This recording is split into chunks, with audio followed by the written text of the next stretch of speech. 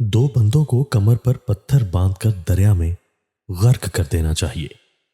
ایک تو ایسے دولت مند کو جو اپنی دولت میں مستحق لوگوں کو شریک نہیں ٹھہراتا، اور دوسرے ایسے مفلس کو جو باوجود افلاس کے خدا کی عبادت نہیں کرتا۔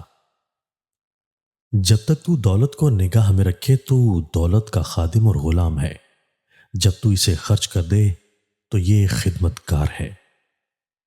سرمایہ داری کی تجوری اور غریب کا پیٹ دونوں کبھی نہیں بھر پاتے، ان کا پیٹ قبر کی مٹی ہی بھر سکتی ہے۔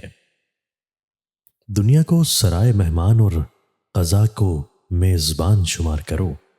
اگر کھانے کو کچھ دیا جائے تو کھا لو، اگر واپس لیا جائے تو طلب نہ کرو۔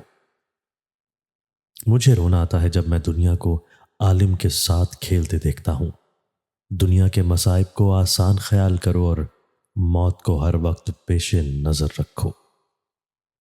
دوستی جس قدر گہری ہوگی، آپس میں اسی طرح خلق محبت اور باہمی اعتراض ضروری ہو جاتا ہے۔ ہمیشہ دوست اچھے معیار کے بناؤ تاکہ مشکل حالات میں تمہارا ساتھ دے سکیں۔ دوست کی کبھی بھی تضحیک نہ کرو، یہاں تک کہ ہنسی مذاق میں بھی نہیں۔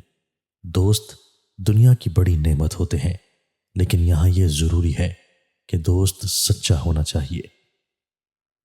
ٹوٹی ہوئی دوستی جڑ تو سکتی ہے، مگر یاد رہے ایسی دوستی کبھی ثابت نہیں کی جا سکتی۔ منافق چاہے قسمیں کھا رہا ہو، کتا چاہے سو رہا ہو، ان کو چھیڑنا اور ان پر بھروسہ کرنا انتہا درجے کی بے وقوفی ہے۔ زبان کو استعمال کرنے کے معاملے میں جتنے محتاط رہو گے اتنے ہی فائدے میں رہو گے۔ جتنا زیادہ جلد بازی کرو گے اندھیرے گڑھے میں گر جاؤ گے۔ جاہل کے لیے سب سے بہترین اور قیمتی خزانہ اس کی خاموشی ہے، جب سمجھدار کے لیے بھی خاموشی۔ تیز ترار گفتگو، دوسروں کو جان بوجھ کر متاثر کرنے والے آداب سے کوئی بندہ بڑا آدمی نہیں بن سکتا۔ ایسا بندہ ہمیشہ چھوٹا ہی رہتا ہے۔ چکوترا سوتے وقت آنکھوں پر کاٹ کر رکھیے، آنکھوں کی بینائی تیز ہوتی جائے گی۔ چیخ چیخ کر باتیں کرنا اور جلد جلد قدم اٹھانا اندرونی خلفشار کی علامات ہوتی ہیں۔ اس بندے سے بچو جو باعزت ہو کر مجلس میں بیٹھے اور بے غیرت ہو کر اٹھے۔